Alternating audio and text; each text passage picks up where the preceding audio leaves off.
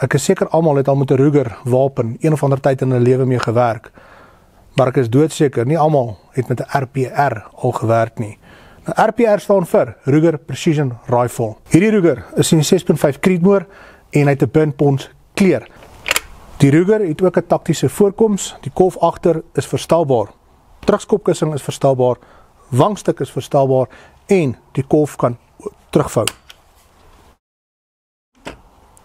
Ideaal vir vervoerdoeleindes, as ook as jy na die volgende skietpunt toe moet gaan en jy moet om jou rug dra.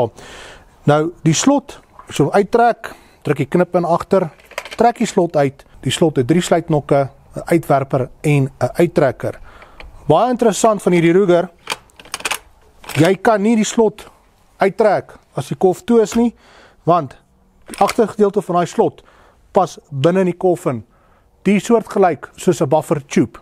Die grendelkop is stewig, dik, lekker om vas te vat, om vinnig oop te maak, en ook die slot kan julle sien is glad. Ek hou baie van hierdie Magpul pistoolgreep. As jy hom vasvat, hy sit stewig in jou hand, ideaal vir die ouens wat wil ver skiet, reguit skiet, onder reënige omstandighede of jou hand sweterig raak, jou hand gaan nie vinnig van hierdie pistoolgreep afgly nie. Die sneller is soortgelyk aan 'n AccuTrigger en die magasynknip druk jy net vorentoe en die magasyn val basies in jou hand. Die voorarmgreep is vir my uiters mooi. Dit help natuurlik met die verkoelingsproses dat jou loop vinniger kan afkoel. Lekker dik loop en natuurlik die muzzlebreaker, maar meer bekend vir my as die Bluff Pack en hy kom met ingeboude M-lock rail. Boop hierdie Ruger Precision Rifle het ons 'n GPO Spectra 6X 4.5 tot 27 by 50i second focus plane teleskoop. GPO staan vir German Precision Optics. Nou om in en uit te zoom, baie maklik, baie eenvoudig en baie glad. 30 mm buis. Om die verstellings te maak, moet die versteltoring eers uitgetrek word.